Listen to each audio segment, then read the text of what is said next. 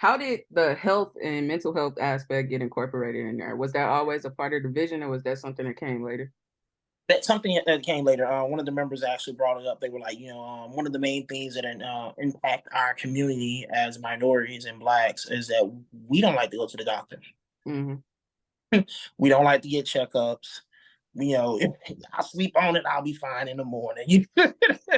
Yeah. Give me a Advil, I'll be good in the morning. Some Titan, I'll be good in the morning. We don't like to go to the doctors, and a lot of it's an issue. So when we're bringing resources to the community, one of the main things that we need to be talking about is not only just education, but it's always going to be the factor of health. And you're talking about, physical health and mental health. Which is another thing is, Black men don't like to talk about therapy and talk through their problems. We talked about that a while back. We want to do a podcast about that. And that came right from the actual podcast last week, is talking about how Black men don't want to talk through some of these problems and they need counseling, and counseling is healthy. And we're not trying to raise unhealthy, Black men. So, we want to actually, offer these resources. So there's a lot of resources that in the community that people don't know about that are actually quite free. Yeah. That is free. Health screenings that are free. And people are like, forget it. I sleep on it, or, sweeping on the rug. You know how people do. You know how our people do. Something Yeah. happened in keep it in the family, keep it behind closed doors. You know what I mean? So, yeah. Yeah. So we want to work those things out. So, yeah. Yeah, that's very true. I said it in a last episode that just came out, actually, where it was just like, when I remember when I broke my ankle, I walked it off. Right. I genuinely walked it off. I walked it off. It was No. excruciating. Like, it was excruciating Oh, pain. And I'm at home and I'm just like, bruh, it ain't laying right. It ain't doing what it's supposed to do. And I'm just like, it's just sprained. This is a really bad sprain, but it's just sprained. And it's just like the next day, it's just like, man, this is not sprained. This is not sprained. throw You some need dirt an on. X-ray. And you know what's crazy? What's crazy about it is that, and we're talking about this is because I went on a job a few weeks back, probably like week before last. Actually, the day we were supposed to record. And half the reason why I went to that, at the funeral and all that, I just threw my back out on the job. Uh, And man, look, people don't tell you, and I'm telling you here this first. When you hit 30, it's downhill. It is. You do not bounce back like you used to. yeah. No, I will go out, play ball. I mean, I will walk home from practice. We'll be at school all, man. Look, 30, I'm going to bed at 8 o'clock, 8:30. I got to be up early. I got to go to work in the morning. Look, you trip, skin, scab, your knee, or whatever, it ain't healing as quickly as it used to, man. Your Oh, knee, you get up in the morning, you be cracking your back. Yeah, I bent over to pick something up, and I bent over the wrong way. I was supposed to lift my, didn't forget it. I was out for almost like 3 or 4 days. yeah. I had to have, like, rub the icy hot on my back, babe. Just, I heard crying. I'm like, Lord, just take me down.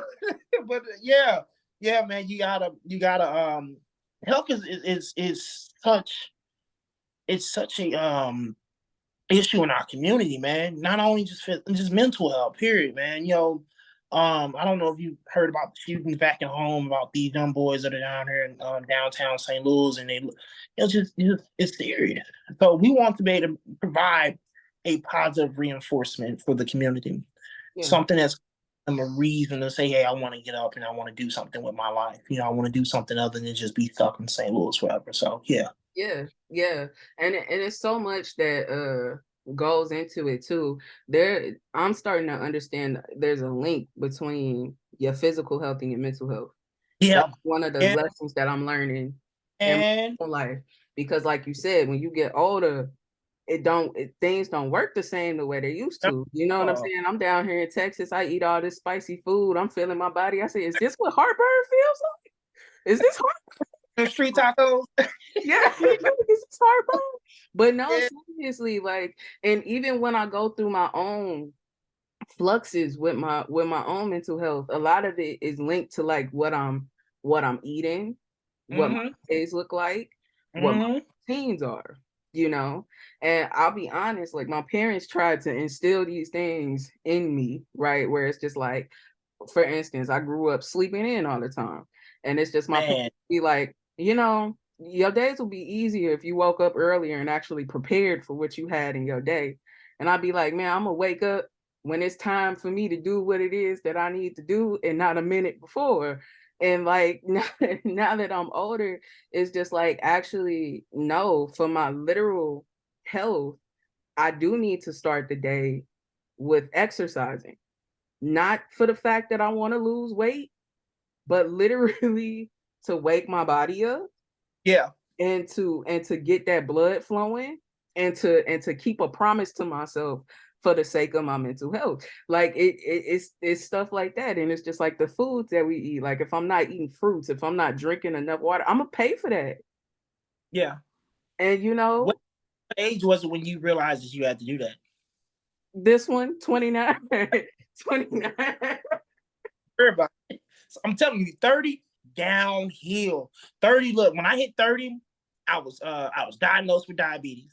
I realized diabetes. So then I had to change my eating habits, had to change how I was, and I'm still struggling with that. I mean, certain things I like. I love ice cream, but I'm lactose intolerant. And I'm a diabetic. Yeah. So it's a double hitter for me. You know what I mean? So it's a double hitter, but I had to realize that. And then they'll tell you that, my doctor tells me all the time, diabetes can affect your mood swings. It can affect your emotions. It can affect, how, some days you can be sluggish.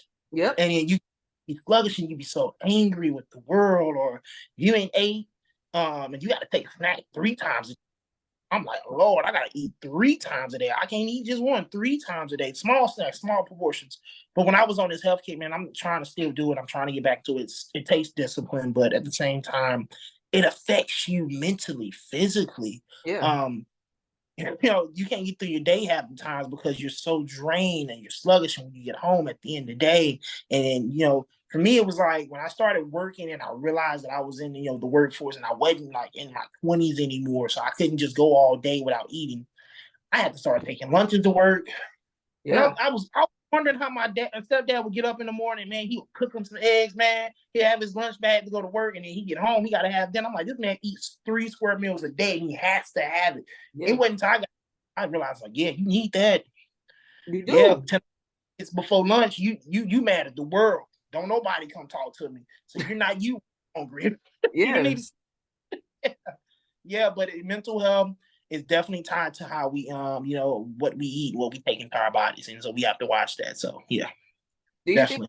Do you think there's a link there between like the health ailments and the things that we experience like in our health and mental health? Do you think that's linked to the way that we live our day-to-day lives? And what I mean by that is like the habits that we have, like the ways that we eat, right? Oh, so like where we say like we eating ice cream, it's just like like I'm eating ice cream, but like really I'm eating my feelings. Yeah, but I don't realize I'm eating my feelings. Some of that is tied into generational curses. Mm-hmm. So some of that, come on, let's really talk about it. Some of that we were taught. Mm-hmm. Some of that instilled into us. So every Black movie you've seen that associated with Black culture, if somebody dies in the family, have an accident, something major happen, what happens? We cooking and we eating. Soul food is the perfect example. Big Mama done died from diabetes and got her leg cut off, right? Yeah. And then in the movie, they cooking the same recipes that killed Big Mama. Yeah. Come on, right?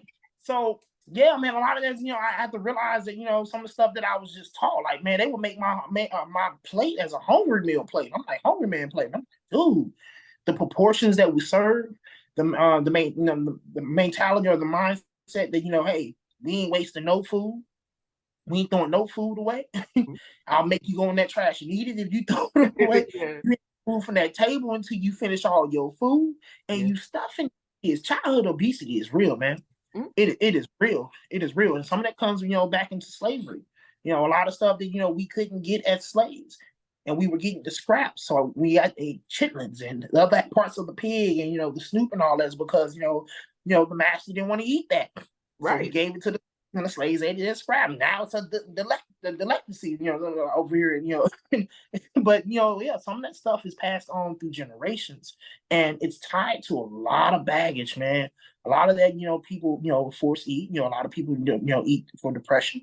A lot of people, you ever seen my 600-pound life? A lot of people ask about how I got like this. Something tragic happened in their life to lead to that. So, 1 minute you were upbeat, living, working. Next thing you know, you sitting there having them turn you over to the forklift. Things happen like that. Only reason being is because, depression is real, which leads back to mental health is a serious issue in our community and our culture.